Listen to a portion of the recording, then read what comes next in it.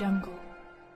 Sangli one विभागातील मिरजमधील कुंभारमळा या ठिकाणी बिबट्याचे ठसे दिनांक 14/11/2025 रोजी दिसून आले होते. सदर ठसेची खात्री झाल्यानंतर वन विभागामार्फत सदर परिसरामध्ये वन विभागाचे जलद कृती दल बिबट्याच्या हालचालीवर लक्ष ठेवण्यासाठी तैनात आले होते. तथापि प्रत्यक्ष बिबट्या दिसून आला नव्हता. दिनांक 16/11/2025 रोजी रात्री 12 ते 12:30च्या दरम्यान वाल्लेसवाडी परिसरात भरती हॉस्पिटल समोरील मिरज सांगली रोडला रात्री 12च्या सुमारास एक बिबट दिसला आहे. ही बातमी खरी असून रात्री वन विभागाचे कर्मचारी तसेच जलद कृती दल व पोलीस यांचे मार्फत संयुक्तपणे भारती हॉस्पिटल परिसर, वाल्लेसवाडी परिसर, विजयनगर, हसने आश्रम, वालचंद कॉलेज परिसर, विश्राम बाग या भागात गस्त करत पहाटेपर्यंत पाहणी केली. तथापि सदर परिसरात बिबट्या असल्याचे नकारता येत नाही.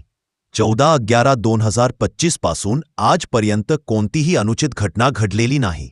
बिबट्याकडून पशुधन अथवा मनुष्यहानी किंवा त्यावरती हल्ला झालेली घटना कोठेही घडलेली नाही. तरीसुद्धा मी सर्जेराव सोनवडेकर, वनपरिक्षेत्र अधिकारी सांगली. सध्या सांगलीमध्ये बिबट्याचा वावर असल्याच्या बातम्या येत आहेत.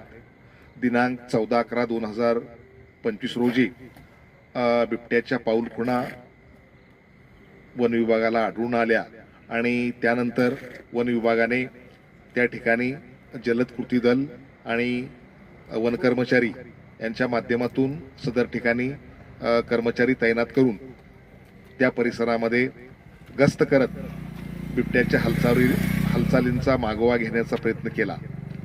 त्यानंतर दिनांक 16/11/2025 रोजी मध्यरात्री भारती हॉस्पिटलच्या समोर बिबट्या आल्याची बातमी मिळाली आणि त्याप्रमाणे त्या ठिकाणी वन विभागाचे कर्मचारी, पोलीस यांच्या संयुक्तरित्या संपूर्ण परिसराची तपासणी करण्यात आली.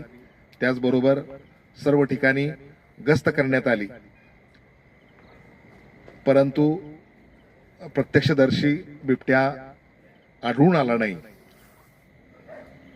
वन विभागाचे कर्मचारी, जलद कृती दल आणि पोलीस हे सर्व या बिबट्याच्या वावराबद्दल सर्व परिस्थितीवर लक्ष ठेवून आहेत आणि या सर्व परिसरामध्ये गस्त सुरू आहे. सध्या